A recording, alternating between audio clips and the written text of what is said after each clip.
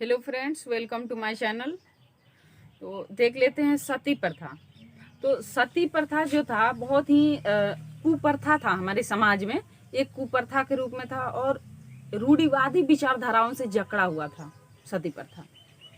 जो इसमें सती प्रथा में क्या होता था कि जैसे लोग सती प्रथा में क्या होता था कि जब हस्बैंड का डेथ हो जाता था तो अभी जैसे अभी भी थोड़ा सा अभी भी लोग मानते हैं कि हस्बैंड का डेथ हो जाता है तो अभी सिर्फ थोड़ा सा मानते हैं कि डेथ होने के बाद पत्नी विधवा कहलाती है। कहा जाता है कि जो उसकी वाइफ है विधवा हो गई।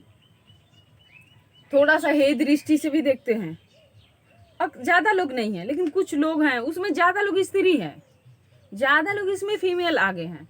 तो उस समय क्या था सती प्रथा में कि जब उसका हस्बैंड का डेथ हो जाता था, डेथ होने के बाद वो जब जलाने ले जाया जाता था तो उसके साथ पत्नी को भी जिंदा जलाया जाता था।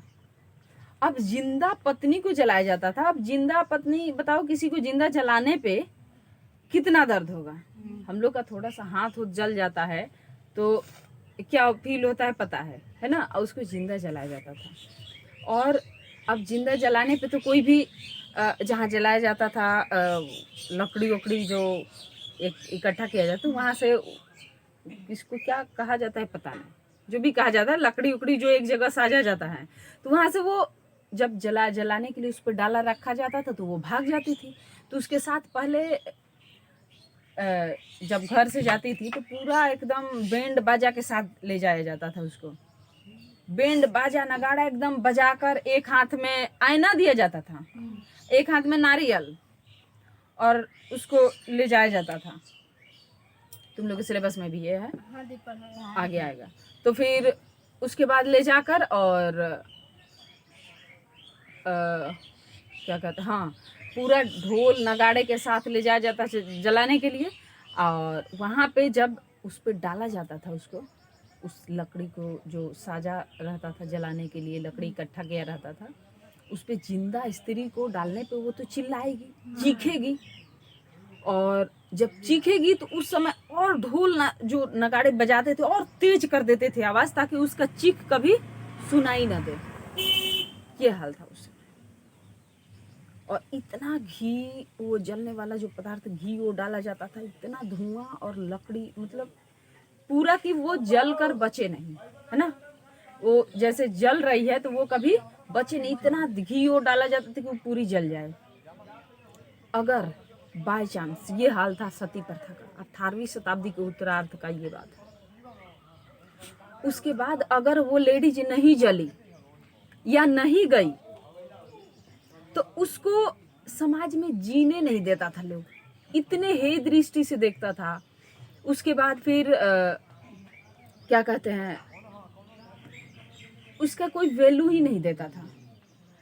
कोई कुछ भी बोल देता था, आलोचना की जाती थी उसका समाज में कोई सम्मान नहीं मिलता था उसे, समाज में सम्मान नहीं मिलता था। तो उससे स्त्रियां सोचती थी इससे बदतर, मतलब नर्क की जिंदगी जीनी पड़ती थी। तो उससे स्त्रियां सोचती कि इससे बढ़िया है कि कुछ देर तक दर्द ही सह ले और जल जाए। ये हाल था। तब उसके बाद राजा राम मोहन राय, बहुत उनके साथ बहुत सारे, ऐसे नहीं थे कि वो अकेले थे, उनके साथ और भी समाज सुधारक आए और जाकर सती प्रथा को, बाल विवाह को कम किए। उसको कोशिश किए कि वो बंद हो। विधवा पुनर्विवाह, विधवा लोगों का, उसके बाद तो इसको हटाने में ये लोग बहुत अहम भूमिका निभाए। बाल विवाह होता था, बचपन में ही लड़कियों का शादी करा दी जाती थी छोटे छोटे उम्र में।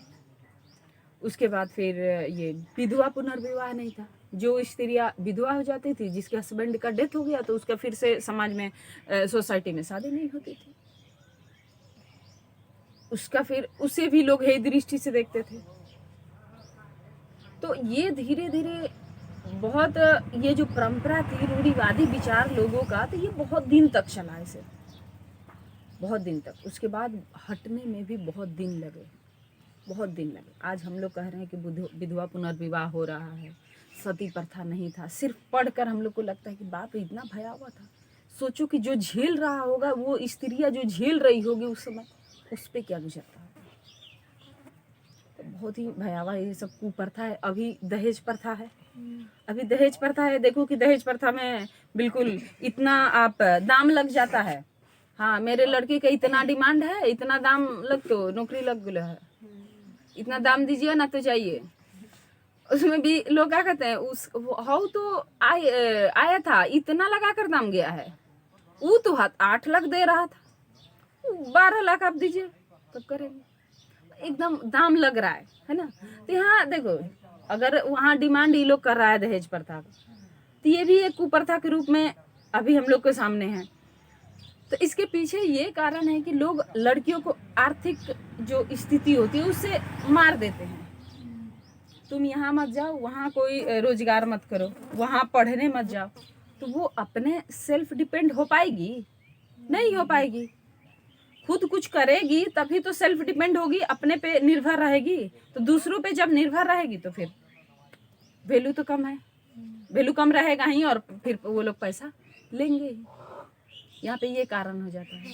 तो ये धीरे धीरे सुधार होगी, और हम लोगों को जरूरत है इसमें क्या सुधार करने के। यहाँ तो कोई लोग डरते हैं कि हम पुलिस को कंप्लेन ना करें, जबकि कानूनी रूप से ये दहेज प्रथा बंद है, लेकिन लोग डरते हैं कानूनी रूप से। क्या कहते हैं, नहीं हम अगर पुलिस कंप्लेन करेंगे तो मेरी बेटी का शादी नहीं होगा। ऐसे ही पूरे जो सोसाइटी के जो पिता हैं ना, वो डरते हैं इसी से, भाई रहे या पिता रहे। नहीं, हम चुपचाप सब दे रहा है, हम लोग भी देकर निपटा देते हैं।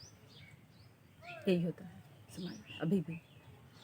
अगर लड़का शादी लड़की अपने मन से अभी हमारे सोसाइटी में अगर शादी कर ली, या मान लो घर से चली गई तो क्या हुआ, इज्जत चला गया उसके साथ ही। मैंने सारा इज्जत का बोझ कौन उठा रखी है, लड़कियां, लड़के नहीं। वो तो इज्जत को, उनके पास इज्जत है ही नहीं। हम लोग क्या है, लड़कियां इज्जत का पूरा बोझा बन ले हैं, ढो रहे हैं। अगर वो गई तो इज्जत ले गई, और लड़का उधर से लाया, उसको शादी करके इज्जत लाया, वो मैंने इज्जत ले आया। देखो, हाँ, हम लोग का समाज देखो इस तरह से कि लड़की गई शादी करने तो इज्जत ले गई, या लड़का आया उसको लेकर इज्जत लाया। इतना अभी भी कुप्रथा के रूप में है, रूढ़िवादी लोगों का विचारधारा है। तो धीरे धीरे चेंज होगा, और कोशिश है कि लोग हम सब उसको चेंज करें कोशिश करके। ये नहीं तो फिर तो वो हमारे जो पिता और भाई हैं हम लोगों के, तो वो तो वही दुबके से रहेंगे। नहीं, करके किसी तरह निपटा देते हैं। पुलिस को कंप्लेन करना जरूरी नहीं है, फिर सोसाइटी भी आलोचना करने लगती है लोगों की। हो ऐसे वैसे, तुम लोग तो खैर हम लोग अच्छे से रूबरू हैं उससे, है ना। तो यही था सती प्रथा।